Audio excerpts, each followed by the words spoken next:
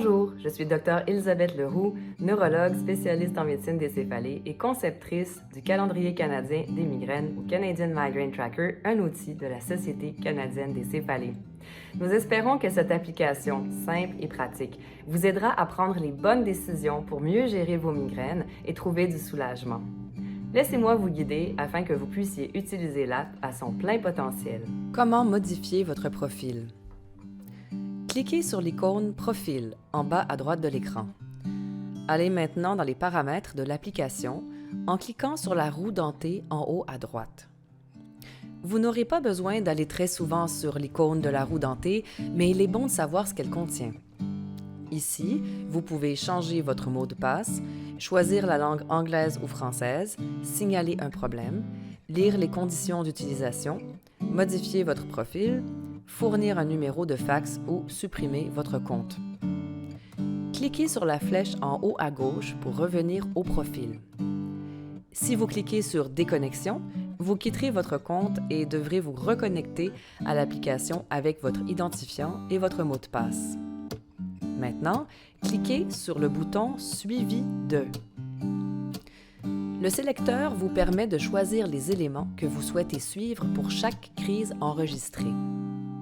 La sévérité de la migraine est définie par défaut.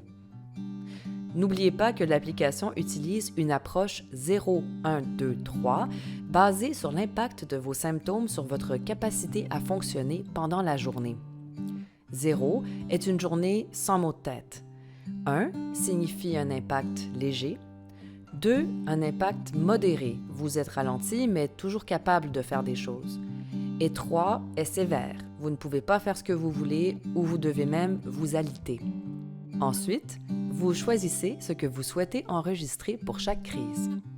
Dans ma pratique, je demande aux patients d'enregistrer au moins les traitements de crise et l'effet des traitements de crise. La récurrence est utilisée si les symptômes réapparaissent dans la même journée. Certaines personnes demandent comment enregistrer plus d'une crise le même jour. Récurrence serait l'outil pour cela. D'autres options sont répertoriées et incluent le moment de la crise au cours de la journée, des déclencheurs, les symptômes, les traitements préventifs, l'heure à laquelle le traitement de crise a été pris, les conséquences sur le travail, la pratique des autosoins et les menstruations. Une fois que vous avez terminé, n'oubliez pas de cliquer sur « Enregistrer ». Pendant que vous êtes dans la section « Profil », vous souhaiterez peut-être explorer les autres options de configuration. Ces options n'apparaîtront que si vous les avez sélectionnées. Par exemple, si vous avez décidé de suivre les déclencheurs, vous pouvez les gérer. Si vous n'avez pas sélectionné les symptômes, vous ne verrez pas d'option pour les gérer. Pour chaque élément suivi, vous pourrez sélectionner dans une liste ou encore saisir vos propres options. Le saviez-vous? Il est possible d'utiliser l'application pour enregistrer des injections de Botox ou d'anticorps CGRP. Veuillez noter que cette fonction n'est disponible que si le Botox ou un anticorps CGRP est présent dans votre profil. Cliquez maintenant sur « À propos » si vous êtes curieux de connaître nos sponsors et partenaires. Nous remercions tous les contributeurs au calendrier canadien des migraines et nous vous remercions, vous, de l'utiliser. Merci d'avoir regardé cette vidéo. J'espère qu'il vous aura été utile.